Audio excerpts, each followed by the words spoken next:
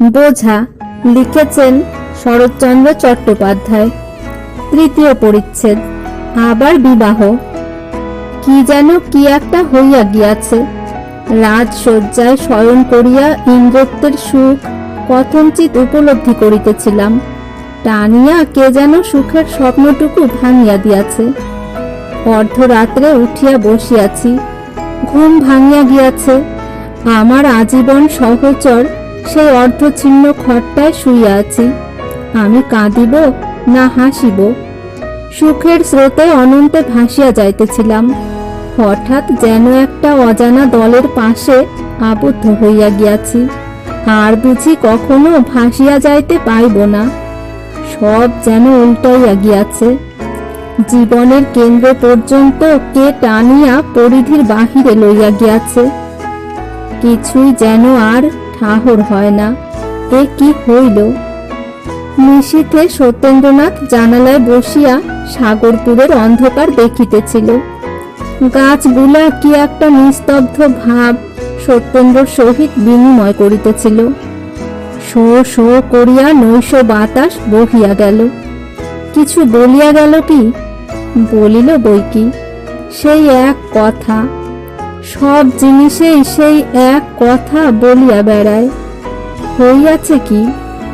পাপিয়া আর চোখ গেলে বলে না, ঠিক যেন বলে মরে গেল। বউ কথা কও পাখিও আর আপনার বল বলে না। সেও বলে বউ মরে গেছে। সব জিনিস ওই একই কথা বারবার কহিয়া বেড়ায় কেন? শো শো করিয়া নৈশ বাতাস যেন ওই কথাই কহে, নেই নেই, সে নেই। কেমন আছো সত্য? মাথাটা কি বড় ধরিয়াছে বলিয়া বোধ হয়? সে তো আজ অনেক দিন হইল। একটু শোও না ভাই। চিরকাল কি একই ভাবে ওই জানালায় বসিয়া থাকিবে? সত্যেন্দ্র অন্ধকারে নক্ষত্র দেখিতেছিল। যেটি সর্বাপেক্ষা ক্ষীণ সেটিকে বিশেষ পর্যবেক্ষণ করিয়া দেখিতেছিল। চক্ষু মুদিতে সাহস হয় না, পাছে সেটি হারাইয়া যায়। দেখিতে দেখিতে ক্লান্ত হইলে সেইখানেই সে ঘুমাইয়া পড়ে। প্রভাতে নিদ্রা ভঙ্গ হইলে আবার সেটিকে দেখিবার চেষ্টা করে। আলো ভালো লাগে না, জ্যোৎস্নায় আর আমোদ হয় না। অত ক্ষীণালোক বিশিষ্ট নক্ষত্র কি আলোকে দেখা যায়? সত্যেন্দ্র প্রেমে পরীক্ষায় ফেল হইয়া গিয়াছে। পাশ হইবার ইচ্ছাও আর নাই, উৎসাহ নিবিয়া গিয়াছে। পাশ করিলে কি নক্ষত্র কাছে আসে? হরদেব বাবু সপরিবারে দেশে চলিয়া আসিয়াছেন। সত্যেন্দ্র বলে সে বাড়ি হইতেই ভালো পরীক্ষা দিতে পারিবে। শহরের অত গন্ডগোলে ভালো পড়াশোনা হয় না। সত্যেন্দ্র এখন একরকমের লোক হইয়া গিয়াছে। মুখখানা দেখিলে বোধ হয় যেন বহুদিন কিছু খাইতে পায় নাই, যেন মস্ত পীড়া হইতে সম্প্রতি আরোগ্য লাভ করিয়াছে। দুপুর বেলা সত্য ঘরে দরজা বন্ধ করিয়া দিয়া ফটোগ্রাফ ঝাড়িয়া ধুলা পরিষ্কার করে। নিজের পুরাতন পুস্তকগুলি সাজাইতে বসে। হারমোনিয়ামের ঝাঁপ খুলিয়া মিছামিছি পরিষ্কার করে। সরলার পরিষ্কৃত পুস্তকগুলি আরো পরিষ্কার করে। ভালো ভালো কাগজ খাম লইয়া সরলাকে পত্র লিখিয়া কি একটা শিরোনামা দিয়া নিজের বাক্সে বন্ধ করিয়া রাখে। সত্যেন্দ্রনাথ, তুমি একা নও, অনেকের কপাল তোমারই মতো অল্প বয়সে পুড়িয়া যায়। সকলেই কি তোমার মতো পাগল হয়? সাবধান সত্য, সকলেরই একটা সীমা আছে। স্বর্গীয় ভালোবাসারও একটা সীমা নির্দিষ্ট আছে।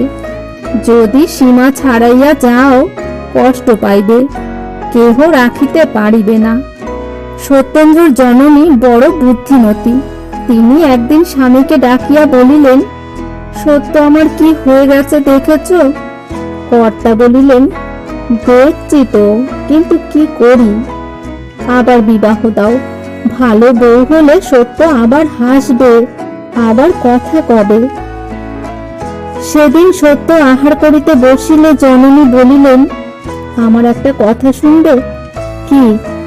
তোমাকে আবার বিবাহ করতে হবে। সত্য হাসিয়া কহিল, এই কথা? তা বুড়ো বয়সে আবার ওসব কেন? মা পূর্ব হইতেই অশ্রু সঞ্চিত করিয়াছিলেন, সেগুলি এখন বিনা বাক্য ব্যয়ে নামিতে আরম্ভ করিল। মা চক্ষু মুছিয়া বলিলেন, বাবা, এই 21 বছরে কেউ বুড়ো হয় না, কিন্তু সরলার কথা মনে হলে সবার মুখে আনতে ইচ্ছা হয় না। কিন্তু আমি আর একা থাকতে পারি না। পরদিন প্রাতে হরদেব বাবু সত্যেন্দ্রকে ডাকিয়া ওই কথাই বলিলেন। সত্যেন্দ্র কোনো উত্তর দিল না। হরদেব বাবু বুঝিলেন মৌন ভাব সম্মতির লক্ষণ মাত্র। সত্যেন্দ্র ঘরে আসিয়া সরলার ফটোর সম্মুখে দাঁড়াইয়া কহিল, শুনছ সরল, আমার বিয়ে হবে। ফটোগ্রাফ কথা কহিতে পারে না, পারিলে কি বলিত? বেশ তো বলিত কি?